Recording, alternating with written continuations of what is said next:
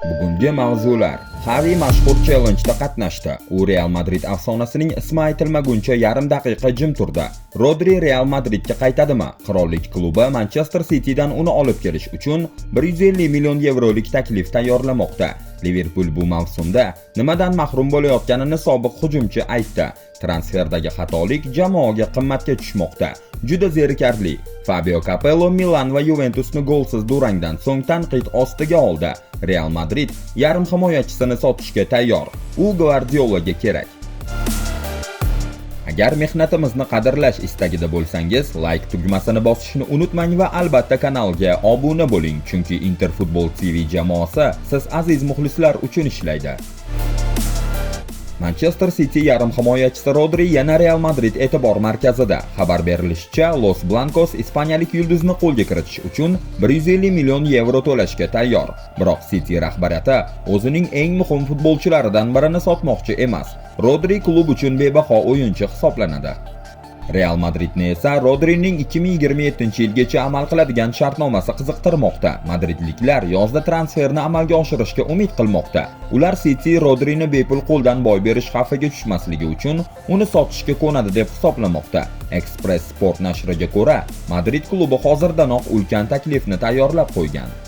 Real Rodrini Santiago Bernabéudagi navbatdagi Galacticosga aylantirish uchun 150 million yevro to'lashga tayyor. Bu raqam qirollik klubi Rodriga qanchalik katta e'tibor berayotganini ko'rsatadi.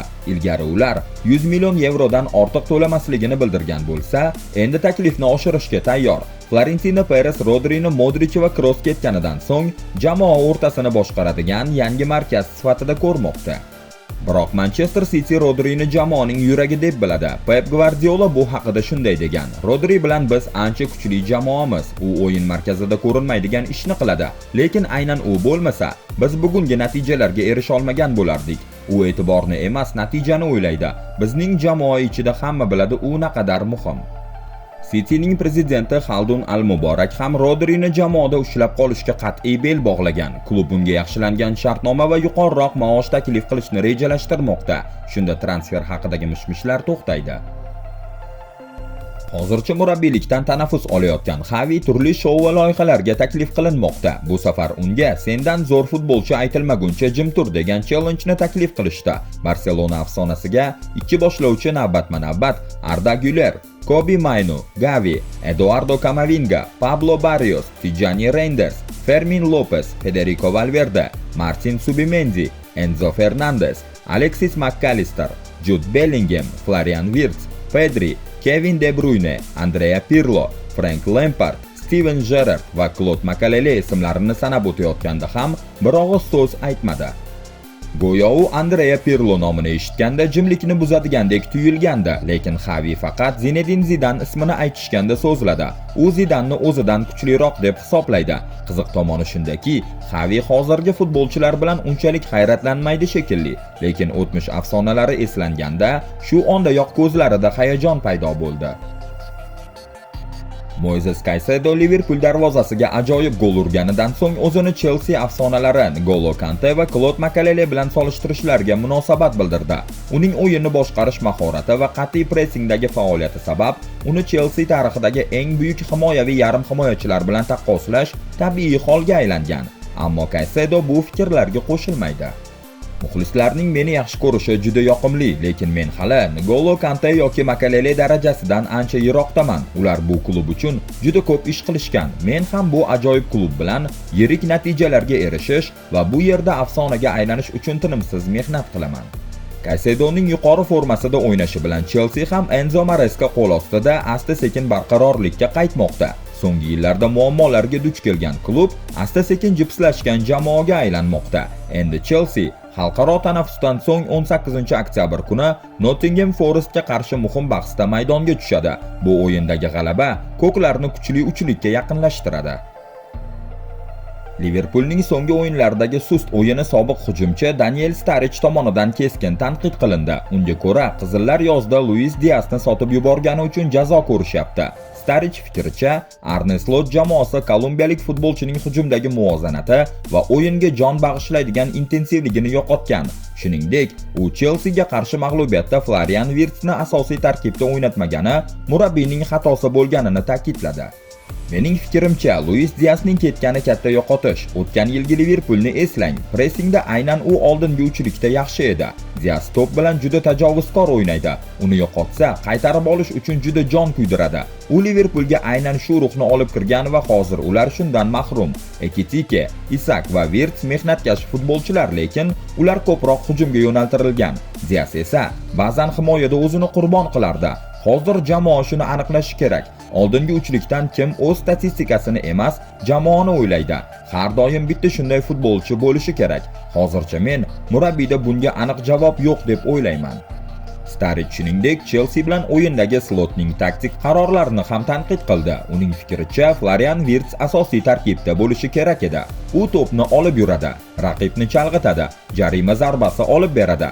Sabaslar yugurish va pressingda foydali, lekin Wirtzni aynan shunday o'yinlar uchun olishgan. U to'p bilan ishlashda juda yuqori sifatga ega. Endi Liverpool xalqaro tanaffusga ketma-ket 3 mag'lubiyat bilan chiqib ketdi. Bu esa Arne Slot tizimiga bo'lgan ishonchni yanada kamaytirdi. Niderlandiyalik murabbiy jamoaning hujumdagi uyg'unligini qayta ko'rib chiqishi va pressing hamda samaradorlik o'rtasidagi muvozanatni topishi kerak bo'ladi. Afsonaviy italiyalik mutaxassis Fabio Capello Juventus va Milan o'rtasidagi golsiz o'yinni keskin tanqid qildi. U bu uchrashuvni juda zerikarli deb atab, ikkala jamoani ham jasorat yo'qligida aybladi.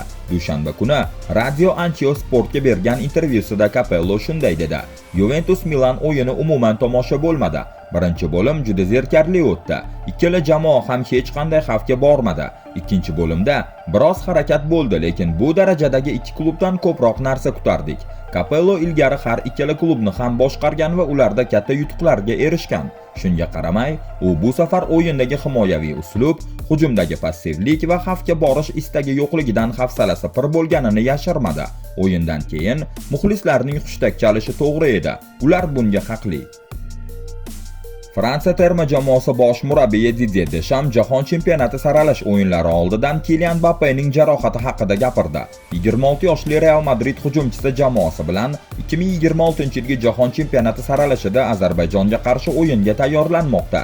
Deschamps shunday dedi: "Men u bilan gaplashdim. U shu yerda, lekin kichkina muammosi bor. Ammo bu muammo uning jamoaga kelishiga to'sqinlik qiladigan darajada emas.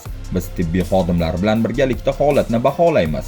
So'ngra vaziyat qanday rivojlanishini ko'ramiz", degan Deschampsning so'zlarini RMC Sport keltirdi.